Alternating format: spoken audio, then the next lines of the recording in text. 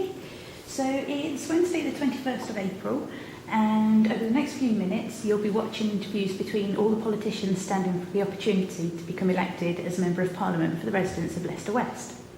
So could you introduce yourself, please? My name is Steve Score, and I'm the candidate for the Trades Unionist and Socialist coalition. Okay, so let's start talking about things on a large scale. Could you briefly explain what the Robin Hood tax is?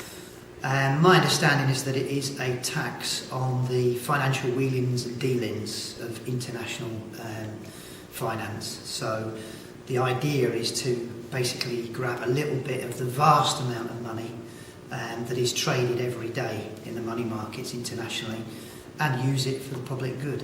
So you'd support the introduction of the Robin Hood tax? I would support the introduction of the Robin Hood tax most definitely, although I don't personally think it goes far enough. Okay. How would you use the money that could be raised through such a tax? I think there's a lot of things that it is needed for public services, hospitals, schools, education in general. It could be used to improve pensions. It could be used to provide free education for university students. There's a long list of things. Okay. That goes on for more than 15 seconds probably. Do you know what the population of your potential constituency is at all in Leicester West? Well, I know there are 46,000 households because we had to print enough leaflets for every house. So we're talking about 90,000 people, something like that. Okay. And do you know what the unemployment rate was in Leicester West at all last year? The unemployment rate is higher than the national average. It's well over 10%. I couldn't give you the exact figure, but it is far too high. Okay. Do you think that people could use the internet to increase their chances of finding employment? I think the internet is a useful tool in lots of ways, and why not? You can use it to find jobs as well. Okay. How many people in Leicester West don't have internet access at home? I don't know the figures for that. Because I think I found that it was about 1 in 4, and even though that does seem quite alarming, I think people on a national scale seem to have more access than people in Leicester West, Right. but the unemployment rate is lower. So it leads me on to my next question. Do you know the percentage of your potential constituency that don't have qualifications at all? No, but Leicester West is a constituency that is poorer than the average. So in general, because of the way our system works, which is an unfair, unequal system, people have less qualifications and less chances of getting well-paid jobs. How would you seek to improve the education of people in Leicester West? I would say put more money into schools, have smaller class sizes, and allow free education at every level, including university level. Many other things as well, but on a short answer, that was what I'd say.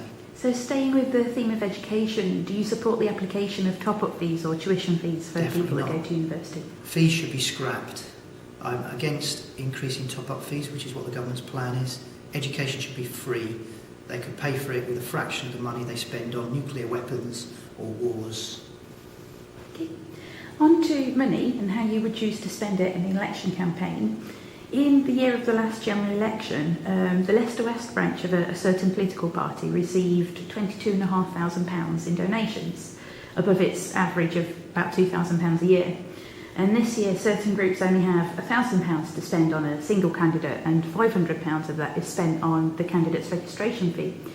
What do you think is the right amount to spend on a candidate, and what's your favourite method of communicating with your potential constituents? Well, the last question first. My favourite method is to talk to people face to face, either knocking on their door or standing on the street. And that's my favourite method of speaking to somebody. In terms of money, we're at the bottom end of that scale that you quoted. The big parties have vast amounts of money to spend on advertising and press coverage, and it's because they're largely funded by big business. I would rather have lots of people giving me small amounts to try and raise the money to campaign. And do you have any roles in the community that you ensure that ensures direct contact with members at all? I'm constantly campaigning on issues. I've been involved in campaigns such as the campaign against the closure of the secondary schools in Leicester. I've been playing a leading role in the campaign against the wars in Iraq and Afghanistan. And you'll see me in the city centre every Saturday on a campaign stall. So I talk to people directly through my campaigning. Do you think that age adds experience that is essential to the role of a Member of Parliament? It does, but I think a variety is good. So I think it's good to have young voices as well as experience. What do you think is more essential in controlling crime? More police officers walking the streets or the use of more technology such as DNA databases? I'm against the ID cards and the database that goes with it. I'm not saying you can't use the DNA database, but I think coppers helping out in local areas and under community democratic control will be the best way of dealing with it. And slightly off the wall question, are you a supporter of capital punishment? No, I'm not.